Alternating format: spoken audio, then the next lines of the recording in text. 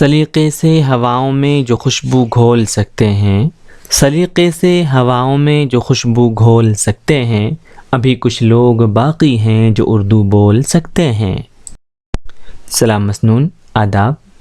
महफ़िल उर्दू के YouTube channel पर हम आपका इस्तक़बाल करते हैं और आपको खुशामदीद कहते हैं। दोस्तों, आपके लिए बहुत बड़ी खुशखबरी लेकर के मैं आया हूँ, क्योंकि आज हम एक सीरीज़ शुरू करने जा रहे हैं जिसका नाम है उर्दू बेसिक कोर्स, जो कि आपको बिल्कुल फ्री में हम कराएंगे। और अब आप उर्दू सीख सकते हैं। अगर आपको उर्दू के बारे में कुछ नहीं आता, आपको उर्दू का अल्फ़ाबेट भी नहीं आते, ABCD नहीं आती, अलिफ बेते का आपको पता नहीं है, तब भी आप उर्दू सीख पाएंगे। और मैं आपको यकीन दिलाता हूँ कि बिल्कुल आप इस चैनल के थ्रू बिल्कुल ज़ीरो से आप उर्दू सीख पाएंगे। और शायद आपको नहीं पता कि उर्दू सीखना कितना ज़्यादा आसान है, बल्कि दोस्तों मैं तो ये कहता हूँ कि अब उर्दू सीखना हलवा खाने से भी ज़्यादा आसान है। तो जब इतने आसान कोई भाषा, कोई ज़बान सीखना हो, तो फिर क्यों ना उसको सीख लिया जाए। और उर्दू वैसे भी रोज़गार से जुड़ी हुई एक ज़बान है, क्योंकि उर्दू से बहुत सारे रोज़गार अब मिलने के चांसेस पैदा हो गए हैं। दोस्तों, अभी तक अगर आपने इस चैनल को नहीं किया है सब्सक्राइब, तो प्लीज़ कर लीजिए, क्योंकि यहाँ से आपको बहुत सारी काम की चीज़ें तो मिलती ही हैं, और साथ साथ में आपको बहुत सारा इल्म और बहुत सारा ज्ञान यहाँ से सीखने को मिल जाएगा। आइए चलते हैं अपने अहम मौजू की तरफ। आज ये आपको बता दूं कि आज ये उर्दू की पहली क्लास, यानी कि उर्दू बेसिक कोर्स की आज पहली क्लास पार्ट 1 हमने अपलोड किया है। जल्दी ही इस सीरीज़ को आगे बढ़ाएंगे और देखेंगे कि कितने लोग इसको पसंद करते हैं, कितने लोग इस उर्दू को सीखना चाहते हैं। उसी के हिसाब से हम अपनी क्लासेस आगे लेकर के जाएंगे। अगर हमें लगेगा कि लोगों को शौक़ है उर्दू सीखने का, तो फिर हम बहुत अच्छी तरह से इस चीज़ को कंप्लीट करेंगे। दोस्तों, उर्दू को जब हम सीखने जाते हैं तो कुछ बहुत महत्वपूर्ण बिंदु हैं जो आपको अपने माइंड में रखने चाहिए, अपने दिमाग में रखने चाहिए। तो उर्दू से जुड़े हुए कुछ अहम बिंदु आपके सामने हैं। उर्दू भाषा से जुड़े कुछ महत्वपूर्ण बिंदु। सबसे पहले तो आप जान लीजिए, भारतीय संविधान की 8वीं अनुसूची की जो 22 भाषाएं हैं, उन 22 भाषाओं में उर्दू भी शामिल है। और इसीलिए कह सकते हैं कि उर्दू एक नेशनल ज़बान है। उर्दू एक कौमी ज़बान है जो पूरे हिंदुस्तान में ही नहीं बल्कि पूरी दुनिया में बोली जाती है। उर्दू भाषा नस्तालीक लिपि में लिखी जाती है।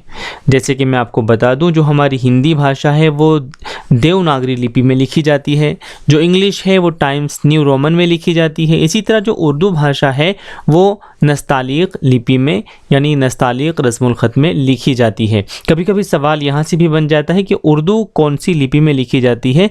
दोस्तों, तो उर्दू नस्तालीक में लिखी जाती है। आइए अगला पॉइंट आपका है, उर्दू भाषा में हिंदी, संस्कृत, फ़ारसी, अरबी और इसी के साथ साथ तुर्की और दुनिया की बहुत सारी ज़बानों के जो अल्फाज हैं वो शामिल हैं जी। तो अगला पॉइंट है आपका, उर्दू भाषा दाईं से बाईं ओर को लिखी जाती है। जब आप ज़बान को लिखते हैं, जिस तरह हिंदी लेफ़्ट टू राइट लिखी जाती है, यानी आप बाईं तरफ से शुरू करते हैं और दाईं तरफ को जाते हैं, इसी तरह उर्दू जो आपकी ज़बान है वो आप दाहिनी तरफ से यानी राइट साइड से लिखना शुरू करेंगे और लिखते लिखते लेफ़्ट साइड को जाएंगे। तो जो उर्दू ज़बान है वो दाईं से बाईं ओर लिखी जाती है।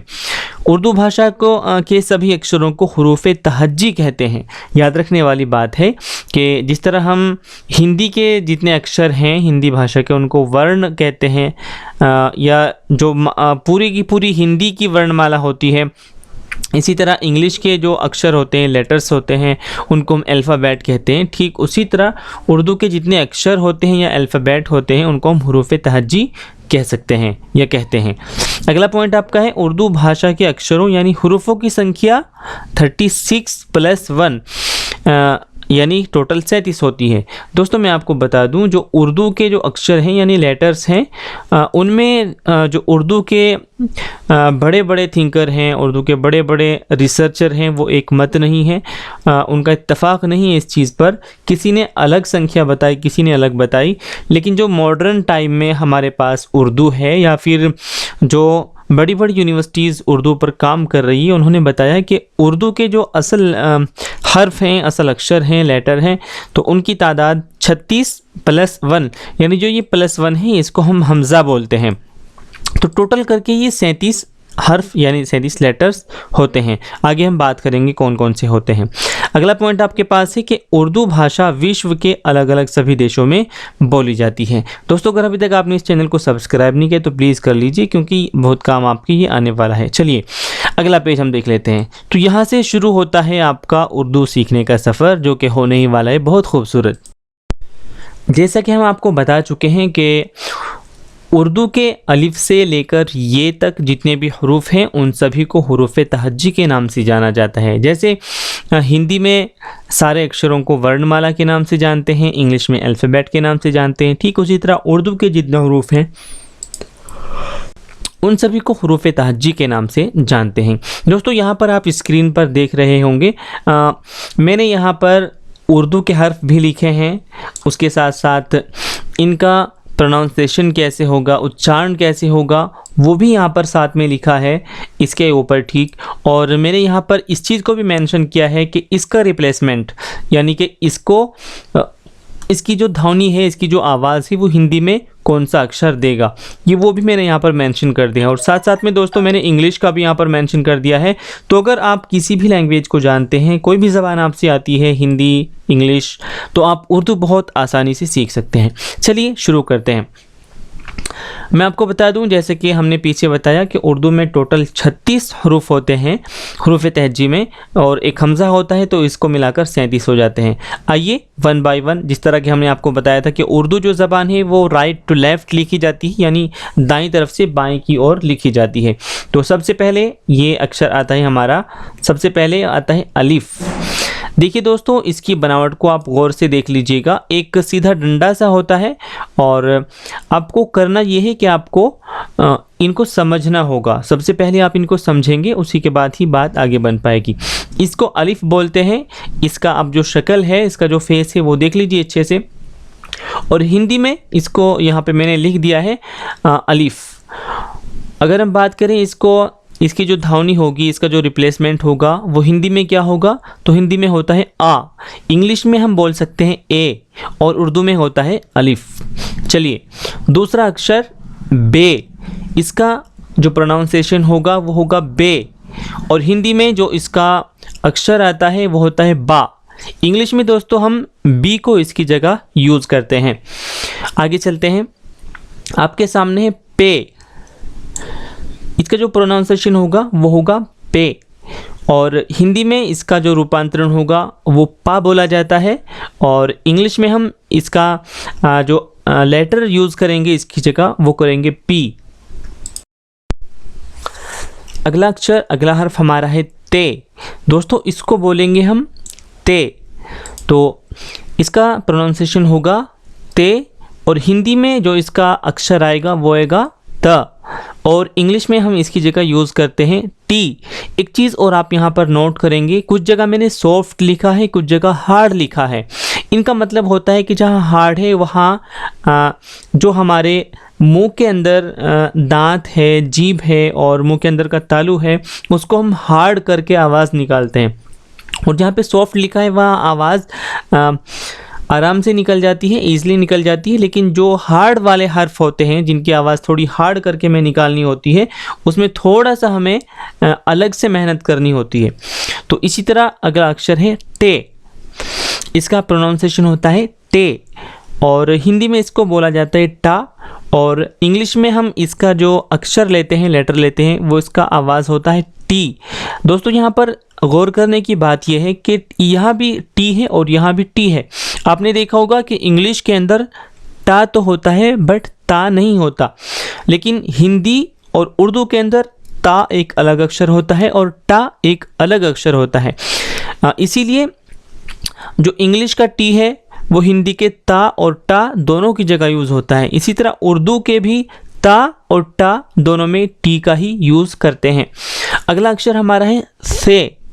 यहाँ पर सॉफ्ट लिखा है, इसकी आवाज़ थोड़ा सा आपको अलग निकालनी पड़ेगी। से, जो दोनों दांत हैं उनके बीच में ज़बान आ जाएगी और बहुत हल्की आवाज़, बहुत सॉफ्ट आवाज़ में आप इसका प्रोनाउंसिएशन करेंगे से।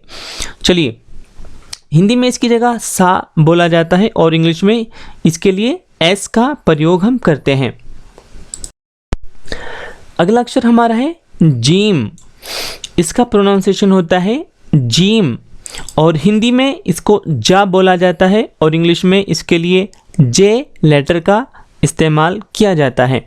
नेक्स्ट चे, दोस्तों इसका जो प्रोनाउंसिएशन है वो होता है चे, और हिंदी में इसका जो रूपांतरण होगा, इसका जो शक्ल होगी वो होता है चा, और इंग्लिश में 2 लेटर्स मिलाकर एक अक्षर पूरा बनता है सी और एच, तो ये आवाज़ देता है चा की। आइए, ये होता है बड़ी है। बड़ी है, है 2 तरह की होती है दोस्तों, एक होती है छोटी है, एक होती है बड़ी है। बड़ी है का मतलब होता है कि इसके अंदर हमें हलक से अपनी आवाज़ निकालनी पड़ती है, एक अलग तरह से आवाज़ को हार्ड करके हलक से निकालनी पड़ती है, तो इसका प्रोनाउंसिएशन, इसका उच्चारण होता है। चलिए, हिंदी में इसके लिए हा यूज़ होता है, लेकिन एक ध्यान रखने वाली बात यह है कि जब हम हिंदी में बड़ी है लिखते हैं तो उसके नीचे एक बिंदी लगा देते हैं, जो इस चीज़ का इंडिकेट होता है, इस चीज़ की पहचान होती है कि ये बड़ी है। अगर बात करें इंग्लिश की, तो इंग्लिश में इसकी जगह एच का ही यूज़ होता है। अगला अक्षर है हमारा खे। खे हिंदी में भी होता है और उर्दू में भी खे होता है। इसी तरह इंग्लिश में 2 लेटर्स को मिलाकर के और एच को मिलाकर खे बनता है। तो दोस्तों आपके सामने खे। चलिए, अगला अक्षर हमारा होता है दाल। इसका प्रोनाउंसिएशन होता है दाल, और हिंदी में इसके लिए दा का प्रयोग होता है, जबकि इंग्लिश में इसी लेटर के लिए डी का हम यूज़ करते हैं, और इसकी आवाज़ थोड़ी सी हार्ड होती है। अगला जो हमारा हर्फ है वो है डाल। दोस्तों इसका प्रोनाउंसिएशन होगा डाल। हिंदी में भी हमें ये अक्षर देखने को मिलता है, और इसका प्रयोग होता है डे, और इंग्लिश में हम यूज़ करते हैं, इसके लिए जो लेटर है वो होता है डी। अब देखिए दोस्तों, एक चीज़ आप यहाँ पर नोट करेंगे कि हमने यहाँ पर 2 अक्षर लिखे और दोनों में डी हमने इंग्लिश का जो लेटर है वो लिखा है। तो यहाँ पर ध्यान देने वाली बात यह है कि इंग्लिश में डा अलग होता है और दा अलग होता है। इसी तरह उर्दू में भी 2 अलग अलग हर्फ होते हैं, एक होता है दाल, एक होता है डाल, लेकिन इंग्लिश में सिर्फ डी का ही हम यूज़ कर सकते हैं, दा के लिए भी और डा के लिए भी। इसीलिए इंग्लिश में हम जब इनको बोलते हैं तो इनकी आवाज़ में हमको फ़र्क करना पड़ता है। जो डाल है या डे है वो थोड़ा सॉफ्ट आवाज़ में निकलता है, और जो हमारा दाल है वो थोड़ा सा हमें हार्ड आवाज़ करके निकालना पड़ता है। चलिए अगले अपने हर्फ की तरफ चलते हैं। अगला जो हमारा हर्फ है दोस्तों वो है राल। राल, और हिंदी में इसके लिए जो प्रोनाउंसिएशन होता है वो होता है जाल, और हिंदी में भी हमें ये अक्षर देखने को मिलता है। जब हम देखते हैं कि जा और जा के नीचे जब एक बिंदी लगी रहती है तो उसको हम बोल सकते हैं राल, और इंग्लिश में इस अक्षर के लिए, इस हर्फ के लिए जो लेटर यूज़ होता है वो होता है जेड, और कभी कभी दोस्तों इसकी जगह हम डी और एच भी यूज़ कर लेते हैं, लेकिन ज़्यादातर यूज़ होता है जेड। अगला जो हमारा हर्फ है उसको बोलते हैं रे। रे, इसका प्रोनाउंसिएशन होगा रे, और हिंदी में इसके लिए जो अक्षर प्रयोग होता है वो होता है रा, और इंग्लिश में जो हम लेटर इसके लिए यूज़ करते हैं वो करते हैं आर। चलिए अगला अक्षर देख लेते हैं। हमारा अगला उर्दू का अक्षर है डे। डे, तो दोस्तों इसका प्रोनाउंसिएशन होता है डे, और इसी तरह हिंदी में जो इसके लिए अक्षर प्रयोग होता है वो भी होता है डे। कुछ स्टूडेंट कंफ्यूज रहते हैं कि डे कौन सा है और अड़े कौन सा है, तो मैं आपको बता दूं, जो ये नीचे बिंदी होती है, जिस डे के भी नीचे बिंदी होती है उसकी आवाज़ कभी कभी हम रा भी निकालते हैं। जिस तरह मिसाल के तौर पर हम लिखते हैं रुड़की, तो बोलने में रुड़की आता है लेकिन लिखने में हम रुड़की लिखते हैं, रुड़की। ठीक है, तो इसी तरह बहुत सारी चीज़ें होती हैं जिनमें बोलने में डा आता है और लिखने में रा आता है। तो जिस जगह बोलने में डा आए और लिखने में रा आए तो उस जगह हम इस वाले अक्षर यानी डे का प्रयोग करते हैं। चलिए अगला अक्षर हमारा है जे। क्या है दोस्तों? जे। तो हिंदी में भी इसके लिए अक्षर होता है, लेकिन वो होता है जा, लेकिन जब हम इसके नीचे बिंदी लगा देते हैं तो हम इसको जा पढ़ सकते हैं। तो इसीलिए आप इसका प्रोनाउंसिएशन देख लीजिए, उच्चारण कैसे होता है, जे। और इंग्लिश में इसके लिए लेटर हम यूज़ करते हैं जेड। चलिए दोस्तों, अगला जो हमारा हर्फ है वो होता है बड़ी जे। देख लीजिए आप, इस पर 3 नुक्ते होते हैं। आपको पहचानना ये होगा कि छोटी वाली जो जे होती है उसके ऊपर सिर्फ 1 नुक्ता होता है और बड़ी वाली जो जे होती है उसके ऊपर 3 नुक्ते होते हैं। बहुत सारे नुक्ते ऐसे हैं जिनको आपको पहचानना होगा, क्योंकि किसी हर्फ के नीचे, किसी अक्षर के ऊपर होते हैं, किसी के नीचे होते हैं, तो आपको इस चीज़ की पहचान करनी होगी। तो दोस्तों, इसको बोलते हैं बड़ी जे। इसका प्रोनाउंसिएशन, इसका उच्चारण होगा बड़ी जे।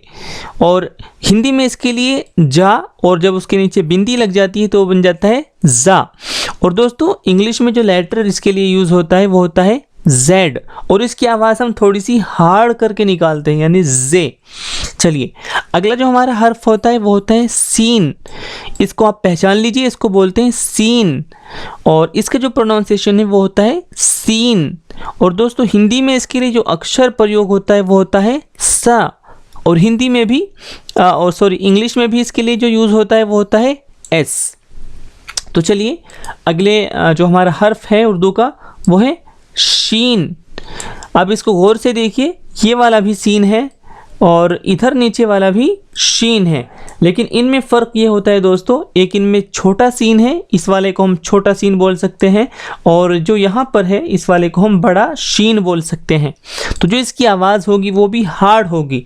जिस तरह हिंदी में छोटे सीन के लिए छोटा सा और बड़ी शीन के लिए बड़ा शाह होता है, ठीक उसी तरह उर्दू में भी छोटा सीन और बड़ा शीन होता है। इनकी आवाज़ से आप दोनों का फ़र्क महसूस कर सकते हैं। तो दोस्तों, हिंदी में भी इसके लिए जो अक्षर दिया गया है वो होता है शाह, बड़ा शाह, और इंग्लिश में 2 लेटर्स को मिलाकर ये अक्षर बनता है जिसको हम बोलते हैं एस और एच। जब मिलता है तो शाह की आवाज़ देता है। चलिए, अगला जो हमारा अक्षर है उर्दू का वो होता है स्वाद। इसका प्रोनाउंसिएशन होता है स्वाद।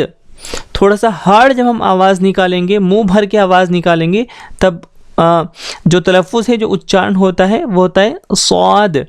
देखिए, हिंदी में इसके लिए जो अक्षर प्रयोग होता है वो होता है सा, लेकिन दोस्तों जब हम सा के नीचे एक बिंदी लगा देते हैं तो फिर उसका प्रोनाउंसिएशन ठीक हो जाता है। यानी कि सा और स्वा दोनों में आपको थोड़ा सा डिफरेंस ज़रूर करना पड़ेगा। और इंग्लिश में इसके लिए जो अक्षर यूज़ होता है, जो लेटर यूज़ होता है वो होता है एस। चलिए, अगला अक्षर हमारा है ज़ाद। दोस्तों, इसका प्रोनाउंसिएशन होता है ज़ाद। थोड़ा सा आप इन दोनों में फ़र्क कीजिए। देखिए, यहाँ पर इसके ऊपर नुक्ता है और यहाँ पर इसके ऊपर नुक्ता नहीं है। अब देखिए, जो ये बिंदी टाइप का आपको दिख रहा है, ये वाला, इसको बोलते हैं नुक्ता। क्या बोलते हैं दोस्तों? नुक्ता। इसको आप याद कर लीजिएगा। आपको ये अक्षर पहचानने होंगे तभी आप इनकी पहचान कर पाएंगे। तो जो ज़ाद होता है उसके लिए इंग्लिश में जो हमें अक्षर दिया है, लेटर दिया गया है, वो होता है जेड, और हिंदी में हम इसको प्रयोग करते हैं जा और उसके नीचे बिंदी लगा देते हैं, तो दोस्तों वो बन जाता है ज़ाद। चलिए, अगला जो हमारा अक्षर है वो है तोय। क्या है दोस्तों? इसका उच्चारण होगा तोय, तोय। और हिंदी में जो इसके लिए अक्षर प्रयोग होता है वो होता है ता, और इसके नीचे हम एक बिंदी लगा देते हैं इसकी पहचान के लिए, ताकि पता लग जाए कि तलफ़ुज़ किसका हमें करना है। तो दोस्तों, इसी तरह हम जब इंग्लिश में इस लेटर का यूज़ करते हैं तो वहाँ बोलते हैं टी। तो जो टी है इंग्लिश का, वो कई सारे अक्षर हैं उर्दू के जिनकी आवाज़ देता है, जिनकी वॉइस निकालता है। ये हम अगली वीडियो में आपको बताएंगे कि कौन कौन से हैं। अगला जो हमारा अक्षर है, जो हर्फ है उर्दू का, वो है ज़ोए। दोस्तों, जो मैं बोल रहा हूँ, जिस तरह की वॉइस में निकाल रहा हूँ, आप उसी तरह इसको उच्चारण कीजिए, तभी आप अच्छी तरह से समझ पाएंगे। इसका उच्चारण होगा ज़ोए। और हिंदी में इसके लिए जो अक्षर प्रयोग होता है वो होता है जा, और उसके नीचे बिंदी लग जाती है तो बन जाता है ज़्वा। तो दोस्तों, इसी तरह इंग्लिश का जो इसके लिए लेटर प्रयोग होता है, यूज़ होता है, वो होता है जेड। चलिए, अगला अक्षर हमारा होता है आयन। इसको बोलते हैं दोस्तों, इसका क्या है उच्चारण होगा, इसका प्रोनाउंसिएशन होगा आयन। ये गले के जब हम जोर लगाएंगे, हार्ड आवाज़ निकालेंगे गले से, तो तभी इसका उच्चारण हो पाएगा। और हिंदी में इसके लिए जो अक्षर यूज़ होता है वो होता है आई, और इंग्लिश में दो लेटर्स मिलते हैं और बन जाता है AI आई। चलिए अगला अक्षर हम देख लेते हैं, हमारा है गैन। देखिए दोस्तों, दो अक्षर देखने में बिल्कुल एक जैसे आपको दिखेंगे, जिस तरह ये वाला और ये वाला, आयन और गैन दोनों एक जैसे ही, लेकिन इनमें जो फ़र्क होता है वो होता है एक नुक्ते से। जो इनके ऊपर ये बिंदी लगी हुई है, इसको हम बोलते हैं नुक्ता, नुक्ता। तो चलिए इसका उच्चारण होता है गैन, गैन। और दोस्तों हिंदी में इसके लिए जो अक्षर यूज़ होता है वो होता है गा, और गा के नीचे जब हम बिंदी लगा देते हैं तो वो बन जाता है गा। और इंग्लिश में इसी हर्फ के लिए हम दो लेटर्स का यूज़ करते हैं जो होते हैं G और H। दोस्तों जो हमारा अगला अक्षर है, अगला हर्फ है, अगला लेटर है उर्दू का, वो होता है हमारा फे। इसका उच्चारण करेंगे हम फे, और हिंदी में इसके लिए आता है फा। दोस्तों जब हम इसके नीचे एक और बिंदी लगा देते हैं तो बन जाता है उर्दू का फे, और इंग्लिश में इसके लिए लेटर आता है F। अगर आपने अभी तक इस चैनल को सब्सक्राइब नहीं किया तो प्लीज़ कर लीजिए, क्योंकि यहाँ से आपको बहुत सारी वीडियोस, बहुत सारी काम की बातें और एक पूरी लैंग्वेज आपको सीखने को मिल जाएगी। चलिए अगला जो हमारा हर्फ है वो है क़ाफ़। देखिए दोस्तों, जिस तरह से मैं इसका प्रोनाउंसिएशन कर रहा हूँ, इसका उच्चारण कर रहा हूँ, आप इसके ऊपर थोड़ा ध्यान दीजिए और आप भी ऐसे ही इसको उच्चारण करने की कोशिश कीजिए। क़ाफ़ जब आप गले पर जोर डालेंगे तो गले के अंदर से बिल्कुल जहाँ आपका छोटा सा एक बटन दिखाई देता है, जो एक हड्डी टाइप का आपके गले में होता है, वहाँ से इसकी आवाज़ निकलती है क़ाफ़। हिंदी में इसके लिए का एक अक्षर होता है, और जब हम उसके नीचे बिंदी लगा देते हैं तो बन जाता है क़ा। तो इसी तरह दोस्तों इंग्लिश में भी इसके लिए जो लेटर यूज़ होता है वो होता है क्यों। चलिए अगला अक्षर हमारा है काफ। इसका प्रोनाउंसिएशन होता है हिंदी में काफ, और उर्दू में दोस्तों देखिए दो चीज़ें आपको मिलेंगी, ये भी का है और ये भी का है, लेकिन इनमें आपको फ़र्क ये मिलेगा, इस वाले का के नीचे बिंदी है और इस वाले का के नीचे बिंदी नहीं है। तो आप इनको समझ सकते हैं, ये वाला जो है इसको बोलते हैं बड़ा काफ, और ये वाला जो है इसको बोलते हैं हम छोटा काफ। तो उच्चारण से फ़र्क हमें महसूस हो जाता है, पता लग जाता है कि कौन से वाला काफ हम बोल रहे हैं। देखिए दोस्तों, इसके लिए इंग्लिश का लेटर क्यू यूज़ होता है, यानी क़ा, और इसके लिए इंग्लिश का लेटर के यूज़ होता है। इसकी आवाज़ हार्ड निकलती है और इसकी आवाज़ सॉफ्ट निकलती है। तो इसीलिए हम इस तरह से इनके अंदर जो फ़र्क है, जो इनके अंदर डिफरेंस है, वो पता कर सकते हैं। चलिए अगला अक्षर हमारा है गाफ। देखिए आपने देखा होगा यहाँ पर गैन, ये गैन है और ये वाला गाफ है। दोनों में हिंदी का गा अक्षर आ रहा है, गा, ये वाला गा, लेकिन थोड़ा सा फ़र्क आप देखेंगे, ये सिंपल गा है और इस वाले गा के नीचे एक बिंदी भी लगी है। तो यही बिंदी इन दोनों की आवाज़ में फ़र्क पैदा कर देती है। यानी ये गैन है, ये हार्ड आवाज़ है, और ये दोस्तों गाफ है, इसकी सॉफ्ट आवाज़ है। तो इसका जो प्रोनाउंसिएशन है वो होता है हमारा गाफ, और इसके लिए जो अक्षर यूज़ होता है, जो लेटर यूज़ होता है इंग्लिश का, वो होता है जी। चलिए अगला अक्षर हमारा है लाम। इसका प्रोनाउंसिएशन हम इस तरह करेंगे, बोलिए मेरे साथ आप, लाम। और हिंदी में इसके लिए जो लेटर होता है उसको बोलते हैं हम ला। और दोस्तों इंग्लिश में जब हम लेटर इसके लिए देखते हैं कि क्या है, तो आता है हमारे सामने एल। चलिए अगला अक्षर है हमारा मीम। इसका प्रोनाउंसिएशन हम कैसे करेंगे, मीम। और दोस्तों हिंदी में इसके लिए जो अक्षर है वो आता है हमारा मा, और इंग्लिश में जो लेटर हम इसके लिए यूज़ करते हैं वो होता है एम। चलिए अगला अक्षर हम देख लेते हैं, क्या है हमारा नून। देखिए दोस्तों इसके पेट में एक नुक्ता भी बना हुआ है, तो इसका प्रोनाउंसिएशन होगा नून, और हिंदी में इसके लिए हम यूज़ करते हैं ना। और दोस्तों इसी तरह इंग्लिश का जो लेटर इसकी जगह आता है वो होता है एन। घबराना मत दोस्तों, वीडियो थोड़ी सी लंबी ज़रूर हो जाएगी लेकिन एक पूरी लैंग्वेज आपको सिखा करके जाएगी। अगला जो अक्षर है हमारा उसको बोलते हैं वाव।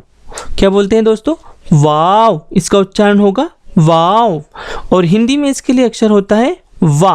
और इंग्लिश में दो लेटर्स हैं जो इसकी वॉइस देते हैं, कभी कभी वी देता है और कभी कभी डब्लू इसकी वॉइस देता है। चलिए अगला हमारा अक्षर है छोटी है। आप देख रहे होंगे इसकी शक्ल कैसी है, आप इसका फेस देख लीजिए, इसको बोलते हैं छोटी है। और हिंदी में इसके लिए जो अक्षर होता है वो होता है हा। और इंग्लिश में जो लेटर यूज़ होता है इसके वॉइस के लिए वो होता है एच। चलिए आपके सामने एक और अक्षर आता है छोटी ये। आप इसकी बनावट देखिए, शेप देखिए कैसे ये बनी हुई है। इसका प्रोनाउंसिएशन होता है छोटी ये। और हिंदी में इसके लिए कभी कभी यूज़ होता है बड़ी ई और कभी कभी यूज़ होता है ये। क्योंकि दोस्तों इसके लिए मैं आपको बता दूं, ये जो छोटी वाली ये है ये हमेशा किसी के भी बाद में आती है, ये हमेशा सबसे बाद में ही आती है, इसलिए बड़ी ई की आवाज़ देती है। जैसे बी मारी, बी में भी छोटी या आती है और री में भी छोटी ये आती है। और इसी तरह इंग्लिश में जो इसका वॉइस देने वाले लेटर्स हैं वो होता है डबल ई और वाई। चलिए अगला अक्षर हमारा होता है बड़ी ये। दोस्तों इस वाले लेटर को, इस वाले हर्फ को कहते हैं बड़ी ये। ये हिंदी में किसकी वॉइस देती है, किसकी आवाज़ देती है?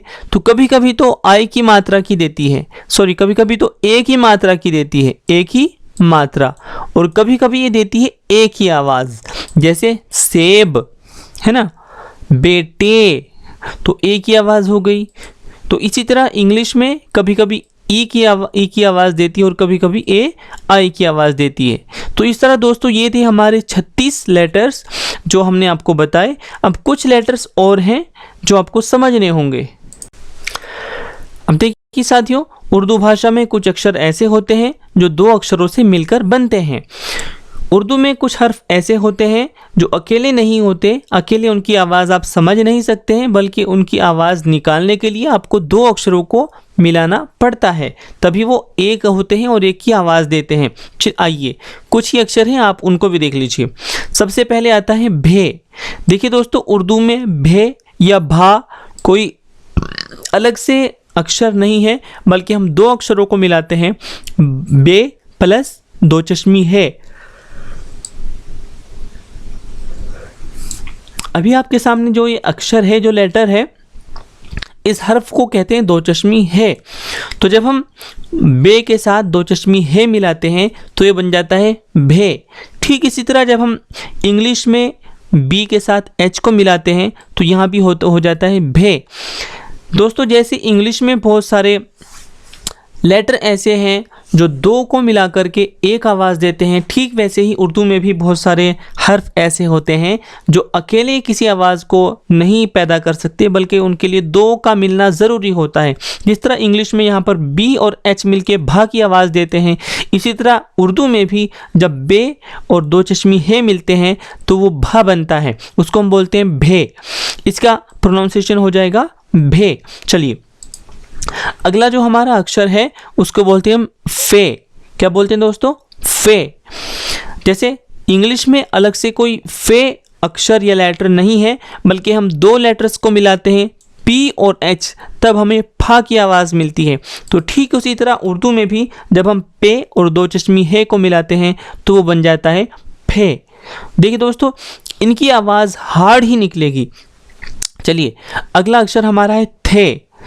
तो जिस तरह हिंदी में था होता है उस तरह इंग्लिश में कोई भी लेटर था नहीं होता, बल्कि हमें दो लेटर को मिलाकर था बनाना पड़ता है। ठीक वैसे ही हमें उर्दू में भी ते और दो चश्मी है को जब हम मिलाते हैं तो था की आवाज़ आती है। चलिए इसके बाद आता है हमारा ठे। दोस्तों इसका प्रोनाउंसिएशन होगा ठे। जिस तरह इंग्लिश में हमारे पास कोई ठा वर्ड, कोई ठा अक्षर यानी लेटर नहीं है और हमें दो लेटर्स को मिलाकर ये आवाज़ निकालनी पड़ती है, टी और एच को मिलकर ठा की आवाज़ निकलती है। इसी तरह उर्दू में भी टे प्लस दो चश्मी है को जब हम मिलाते हैं एक साथ तो ठा की आवाज़ आती है। तो इस वाले जो अक्षर का नाम है वो होता है ठे। चलिए अगला जो अक्षर है वो आपके पास है, अगला जो हर्फ है वो है छ। देखिए दोस्तों, हिंदी में तो छ होता है, हिंदी में तो एक अलग से अलग अक्षर होता है छ यानी छ, लेकिन जब हम इंग्लिश की बात करते हैं तो इंग्लिश में अलग से कोई भी छ नहीं होता, बल्कि आपको सी और डबल एच को मिलाकर छ की आवाज़ निकालनी पड़ती है। ठीक वैसे ही उर्दू में भी अलग से कोई छ नहीं होता, बल्कि चे और दो चश्मी है को मिलाकर छे की आवाज़ बनती है। आइए, बहुत थोड़ा सा टाइम हो रह गया दोस्तों, बस 1-2 मिनट की बात है, बाकी आपकी जो आपका फर्स्ट लेसन है, फर्स्ट आपका सबक है, पहला सबक है, वो कंप्लीट हो जाएगा। उसके बाद फिर हम कुछ और एक्सरसाइज कराएंगे, आप उनको भी कंप्लीट कीजिए और ये वीडियोस चलती रहेंगी। लेकिन उसके लिए ज़रूरी ये है कि आप इस चैनल को सब्सक्राइब करें और इन वीडियो को आगे तक भी शेयर कीजिए। चलिए, अगला जो हमारा अक्षर है वो है झे। दोस्तों, जब हम जे और प्लस दो चश्मी है इन दोनों को आपस में मिलाएंगे तो ये बन जाएगा झे, झे। तो हिंदी में इसका प्रोनाउंसिएशन होगा झा, और इंग्लिश में जब हम दो लेटर को मिलाते हैं जे और एच को तो आवाज़ सुनाई देती है झा। चलिए दोस्तों, अगला हमारा लेटर है खे। आपकी स्क्रीन पर है खे, आप देख रहे होंगे। खे उर्दू में कोई अलग से लेटर नहीं है, बल्कि जिस तरह इंग्लिश में के और एच को मिलाकर ख की आवाज़ आती है, ठीक वैसे ही उर्दू में भी के और प्लस दो चश्मी है को मिलाकर खे की आवाज़ हम निकाल सकते हैं। तो आइए अगला अक्षर देखते हैं। इसको हम प्रोनाउंसिएशन होता है दोस्तों घे, घे।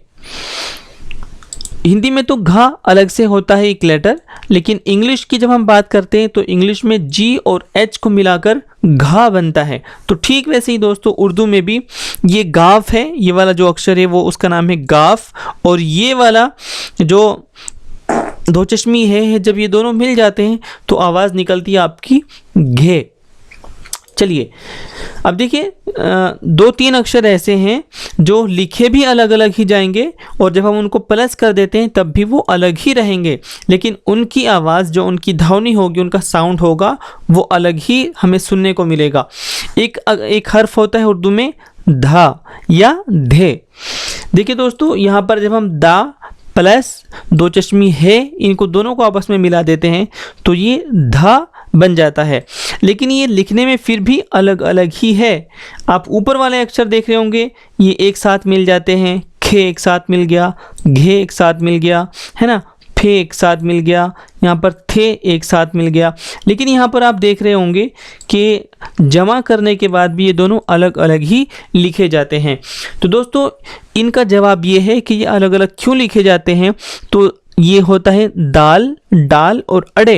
ये 3 ऐसे हर्फ हैं, 3 ऐसे लेटर हैं जो हमेशा बाद में ही आते हैं, पहले या बीच में नहीं आते। ये हमेशा दोस्तों बाद में ही आते हैं, किसी भी वर्ड में बाद में आते हैं, बीच में या शुरू में नहीं आते। तो जो अक्षर बाद में आते हैं, हमेशा बीच में या शुरू में नहीं आते, वो अलग अलग ही लिखे जाते हैं। चलिए, अगला हमारा जो अक्षर है वो होता है दोस्तों ढे, ढे। चलिए, यहाँ पर जैसे आपने देखा होगा हिंदी में तो ढ एक अलग से अक्षर होता है, लेकिन इंग्लिश में डी और एच को मिलाकर हमें ढ बनाना पड़ता है। और इसी ढ को दोस्तों हम धा भी पढ़ सकते हैं, लेकिन सिचुएशन पे डिपेंड करेगा कि यहाँ हम उच्चारण कैसे करें। इसको हम धा भी पढ़ सकते हैं और इसी को हम ढा भी पढ़ सकते हैं, लेकिन हमें देखना होगा कि जहाँ हम इसको पढ़ रहे हैं वो जो वर्ड है, वो जो सेंटेंस है, उसमें हमें धा की आवाज़ निकालनी है या फिर ढा की आवाज़ निकालनी है। चलिए आगे हम पढ़ते हैं। हमारे पास जो अक्षर है वो है ढे, ढे। देखिए यहाँ पर भी दोस्तों हिंदी में तो ढा अढ़े के लिए अलग अक्षर बना होता है, लेकिन जो आपका इंग्लिश है, सॉरी यहाँ पर बी एच लिख दिया जबकि यहाँ पर डी एच होना चाहिए था। तो दोस्तों यहाँ पर बी की जगह आप डी पढ़िए, ये हो जाएगा ढे।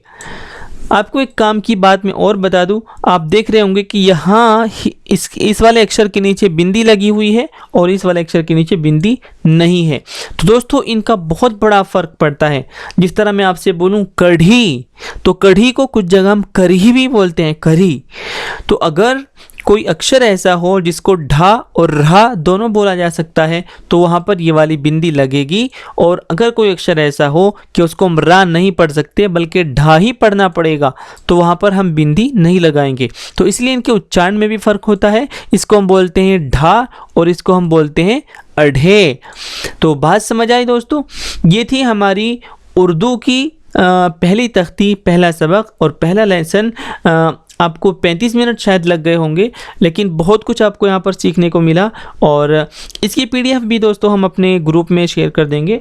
हमारे जो टेलीग्राम ग्रुप है आप उससे जुड़ जाइए अगर आप इसकी PDF हासिल करना चाहते हैं। और दोस्तों इसी तरह हम डेली बेसिस पे आपको क्लास कराएंगे।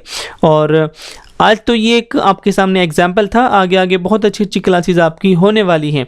अगर आपने अभी तक इस चैनल को सब्सक्राइब नहीं किया तो प्लीज़ कर लीजिए, क्योंकि आपके बहुत ज़्यादा काम ये आ सकता है और यहाँ से आपको एक नई भाषा सीखने को मिल सकती है।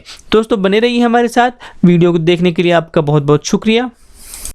और अब आपकी जिम्मेदारी बनती है कि इस ज़बान को हर एक तक पहुंचाइए, क्योंकि किसी भी ज़बान से किसी भी धर्म विशेष का, किसी भी रिलीजन का कोई पर्सनल उससे कोई कांटेक्ट नहीं होता, बल्कि जो ज़बान होती है, जो भाषा होती है वो सबके लिए है। उस पर किसी की पाबंदी नहीं होती कि कौन इसको सीख सकता है कौन नहीं सीख सकता। तो इसीलिए यहाँ पर आपको रोज़गार मिल सकते हैं। अगर आप SC ST वगैरह से आते हैं तो तब तो आपके लिए बहुत ही ज़्यादा बेनिफिट हो सकते हैं। तो दोस्तों हम देखेंगे कि इस वीडियो को कितना लोग पसंद करते हैं। अगर आप लोगों ने इसको पसंद किया, इसको आगे शेयर किया, तो जल्दी हम इसका अगला पार्ट भी अपलोड करेंगे और फिर डेली बेसिस पर आपकी क्लासेस चलती रहेगी। शुक्रिया।